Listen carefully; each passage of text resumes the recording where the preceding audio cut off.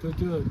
So since the last time we talked, you were almost 2.5 years clean, which is freaking amazing. It's a huge accomplishment. I just want to say super, super proud of you. How's that been going?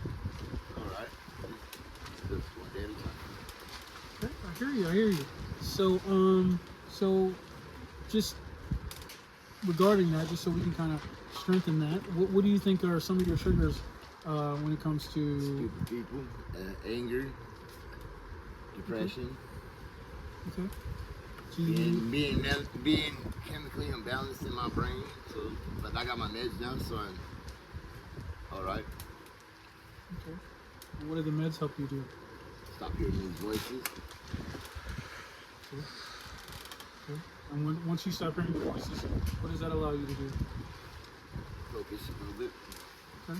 more than normal. And once you're focused, then you can. Accomplish anything. Okay. 'Cause if you want to change your life, you got to turn right and go straight. Okay. So what do you think? What caused you to start using? My mom. Okay. You want to tell me a little bit about that? Well, she told me that the meth was just as equivalent as the Ritalin, and I started doing meth when I was 11, and then she started selling my Ritalin pills or whatever, and then it was a wrap. I was 11, 12, something like that. 'Cause that's how I moved to Arizona, and then it was just downhill from there. So you use the meth to substitute the Ritalin. Yeah. Okay. Which I did focus more in school, but I focused on other things besides the school. What'd you focus on? How to get money, how to do this, how to do that, where I was gonna, like, I don't know. It made me a monster, honestly. Because I used to do crazy things because of it. So essentially, I just want to make sure that I'm understanding you. You're saying that the Ritalin helped you focus and Yeah. stay focused on And good things. then my But mom, the meth also helped you focus, Yes. but focus on bad things. yeah. Okay.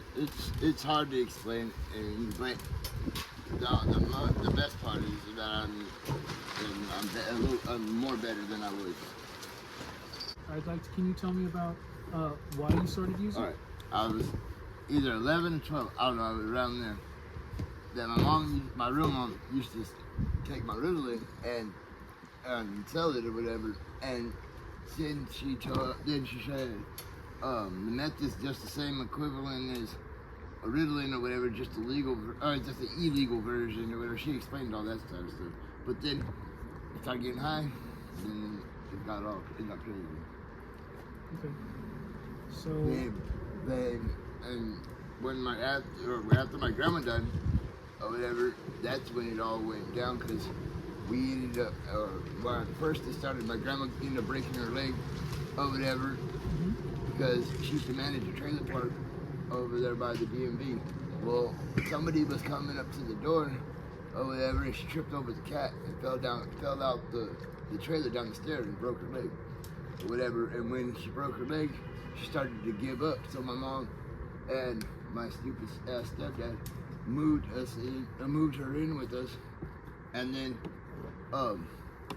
just because my grandma was in pain so much, she used to talk my brothers into giving her extra of her medicine, and then it ended up messing her up, putting her in what is that called?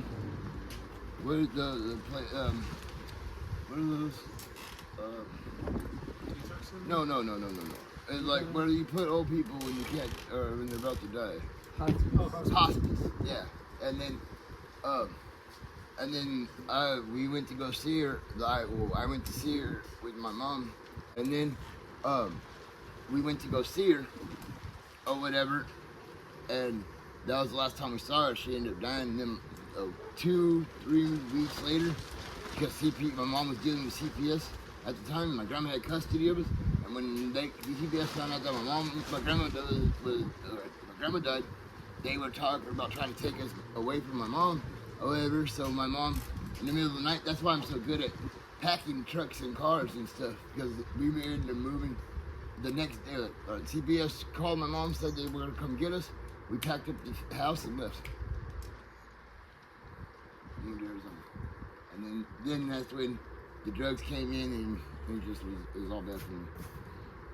Okay, so about what age was that? That you said the Yeah, drugs came in? I would start.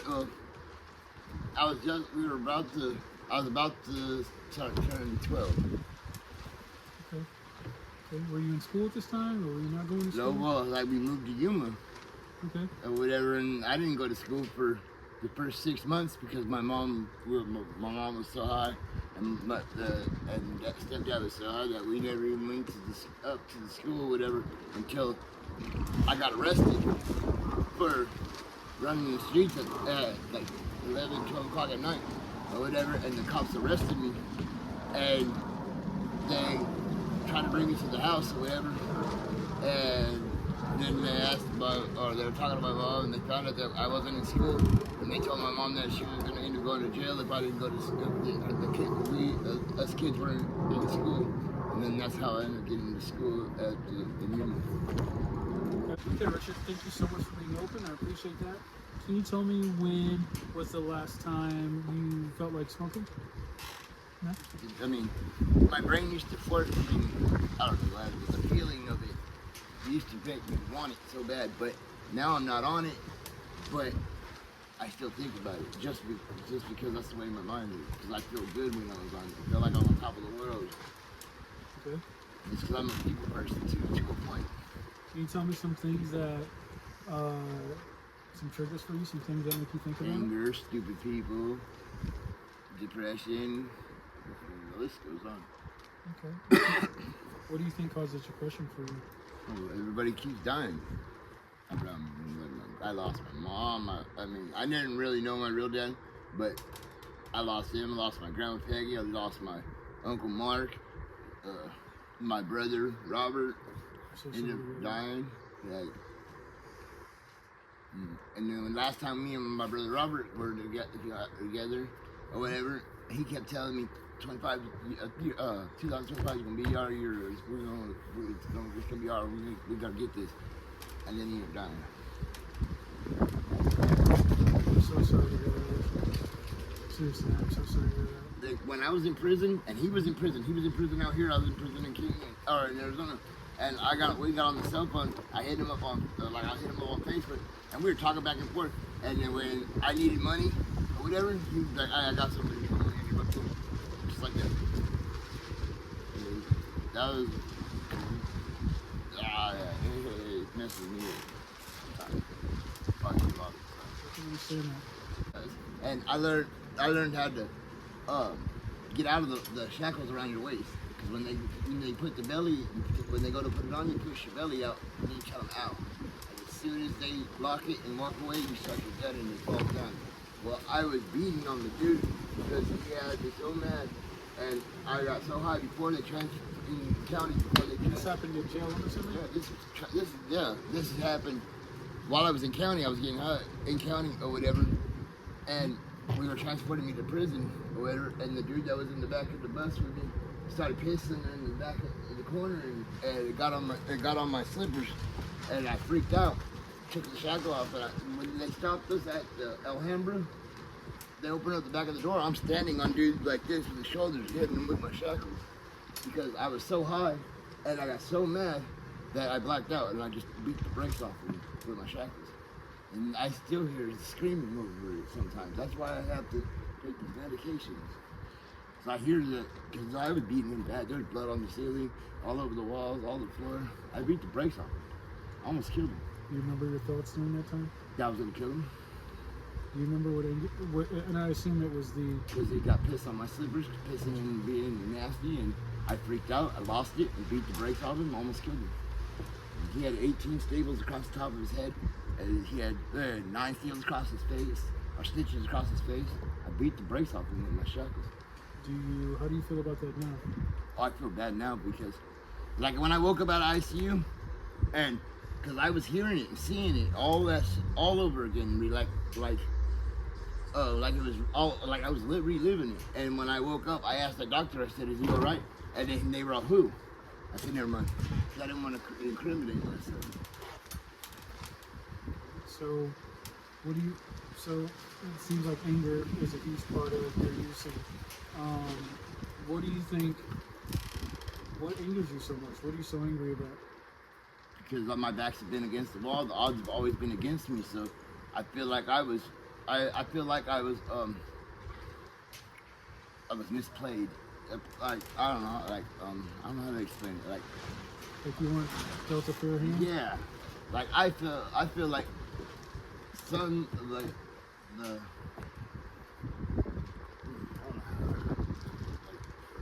The people that were less fortunate than me feel like they had more than I did. Like they more stuff going for it. Like, I had everything was against me my whole life. They were making bets when I was younger that I would be dead before I was 18 and be dead before I was 21. I can see how that can be a huge discouragement for anybody. Yeah, that's why I'd rather stay by myself and I'd rather be by myself because at least then I know ain't nobody gonna mess me up besides me. There's not enough room in my back for all of the knives and shit. So moving forward, in order to not get so angry, what are ways that you Stay in can... my own lanes and mind my own business. So only two things that are free in this world. Have you been doing well with that? Have you had any... Has that been successful for you? For the most part. I'm out in jail. And I'm not in the box. Okay, so... And just at some point, you like to work? Do you want to work around people, or do you want to work by I your... just want to help. I just want to help people so they don't have to go through the shit I've been through. Okay. So, you know, with helping people, you'll have to be social and you'll have to talk to people. So, that's why I got my meds. If I didn't hit those meds, then I ain't talking to nobody because I just can't. I can't. I'm not scared of what will happen to me in this world. I'm scared of what I'm capable of doing when I get mad. correct. Okay. I'm not worried about my safe well-being because I will never. I'm a soldier. I was built for this. But I am scared what I'm capable of doing. It's not God blessing me. It's God bless everybody else around me. Because I flip and like my brain will make me the way my brain is. I'll black out and see red and black and then it's over. I have no control over it. So. Do you know what? Can you tell me what are those things that make you flip? Anger, Other stupid than people. anger? When you say stupid people, can you elaborate? People a that little are bit? ignorant as hell. Okay. Do you believe? Can I ask you a question? Do you believe that?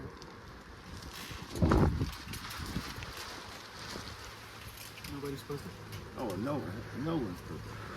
Okay, so with that being said, do you think it's easy to say that we should all treat each other as equal? You treat ones how you want to be treated. All right, this is how I break it down for any female or any person I've ever been around. I will treat you the way you act. You act shitty, I'm gonna treat you shitty. You wanna act like a king and queen, I'll treat you like king and queen.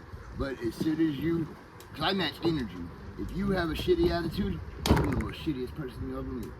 But if you good to me, I'm the goodest person you ever meet. I feed off of energy. Okay, so So I'm not. I understand that. You're either the predator or the prey. Can I ask you a question in regards to that? Do two wrongs make a right? No, but eye for an eye, tooth for two. You steal something from me, I'm taking it from you. Okay, so let me ask you another question. Would you rather say I make better choices than that person, or I'm just like that person? No, Do you understand what I mean by that? Like if somebody, let me explain it to you. So if somebody does something really wrong to you, and you said you would do it back to them, so you would treat them the same way, does that make you just like that person? Doesn't that make you just like that person? For the most part. Don't you want to be? I want to be better. I want to be better, and I can tell that. but I'm not gonna let somebody walk all over me. I'm done with that. You know what? And I can totally understand that. Trust me, I respect that. But I love the fact that you're trying to be a better person, and I want to help you in that. And so, when you're thinking about things like that, just remember that two wrongs will never make a right, and it's not necessarily that you want to be, you're trying to be better than the person that's doing something wrong. It's just that you don't want to be like that, you know. So you. I've already did that my whole life. I've already been wild and all that. See, this is what when like trying to change myself. Cause I couldn't like I've already been down at the bottom.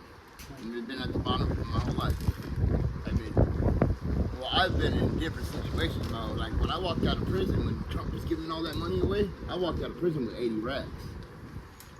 $80,000 I walked out of prison with.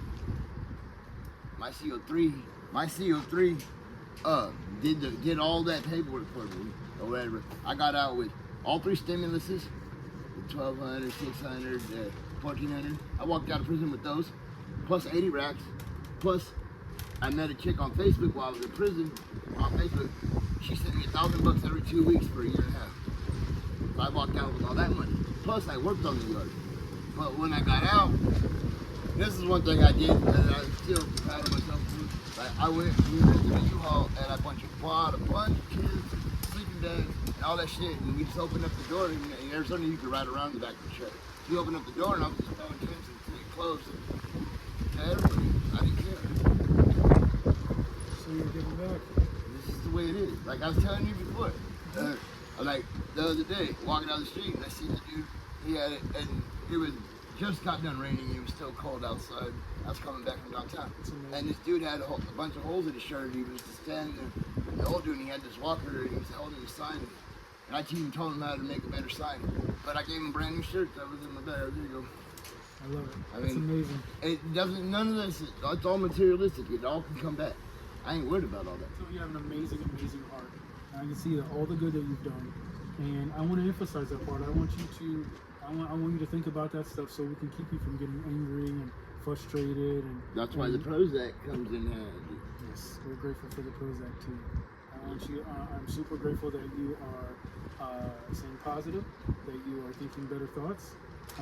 You have to, because I'm tired of being. Because I don't want to be in this box, and I'm tired of being in this box. If you tired of being locked up, because I've been in and out of lockup since I was 13, and I've been out of prison since 2021. I got out May 24th. My birthday's the 19th of May. I got out May 24th, 2021. And I haven't been locked up. I haven't even talked to a cop. A cop hasn't even looked at me. It's not really just. So you completely changed your life around. Yeah. I'm tired of being told what to do. Man. So do you see the difference between using meth and not using meth? Well, yeah, because meth would get me with my guns, and then all right, one time we were getting pulled over, and I had speakers, and my car it was so light, I couldn't see through the rearview mirror, didn't even know the car was behind me, and so we were driving, and I guess they were been behind me for like 45 minutes, didn't even know it. Well, all of a sudden, because we were passing the high school, or whatever, and I had two of my brother's homies in the car, and they were 17.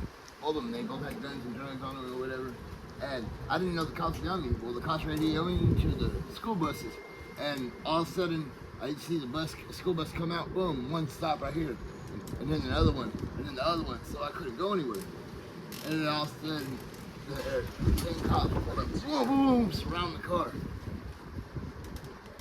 And it was crazy. That's when I sat 29 months and counting and signed for 5 years. And so you use that thought or that memory as a reason to stay clean? You have to, because if you don't, I'm going to wind up in this box or I'm going to wind up in this box. And I don't want to be in the pine box. And I don't want to be in the steel box either. Gotcha. Well, it's obviously, so you think that would you say that you've changed your way of thinking? For the most part, yeah. Because I still think about drugs, but I don't go chasing it. But I miss the feeling feeling like I'm on top of the world, because when I was on drugs, I could have anything I wanted. I gave a dude a $0.25 for a car, and I used to get my dope for free. So the homie gave me a bunch of dope, gave the dude a bunch of dope, and he gave me a car. Cops pulled me over, I got me another car the next day. Checked up. I mean, it was the key. I could get anything I want with it. It was like a MasterCard almost, platinum card. I mean, I just have an addictive personality. Like I said, anything that makes it feel good, I'm gonna run with it. And what thoughts keep you from running back to meth? The thoughts of being locked up or dead. Gotcha. Okay, so it seems like you have a plan to keep yourself clean, right? That's the plan, is to just make sure that your thoughts are focused on My meds. your and- meds And staying clear of negativity and and putting yourself around and making sure you're around people that are also or just clean. stay away from people. I mean, I have enough voices in my head that all I gotta do is not take my meds, and I have enough friends to last me a couple years. I love that you're focusing on yourself and bettering yourself and making sure that you don't go backwards. If you don't feel, I mean, like somebody, like, I'm saying, if I don't feel good, then I'm not gonna look good, and if I don't look good, then I'm not gonna be good. Gotcha, I hear you, bro. If you want to change your life, you gotta turn right and go straight instead of turning left. Because the right way is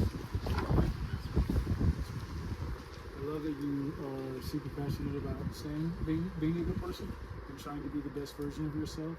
I think it's important that you, in order to stay sober, that you continue focusing on just being better for you and not necessarily worrying about if other people are going to do the right thing, because other people will always do you can't dictate what other people are going to do, but you can dictate what Richard does. yeah. So And I always kept this in my mind too.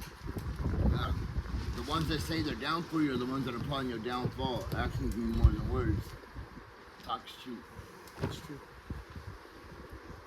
But you've got a firm foundation now. You know what you want. You know what you don't want. So with that being said,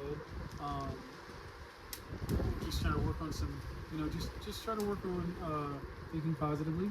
And if staying away from people for right now and being to yourself is what keeps you focused and peaceful, then that's what you should continue doing until you feel comfortable, being around people and talking to people.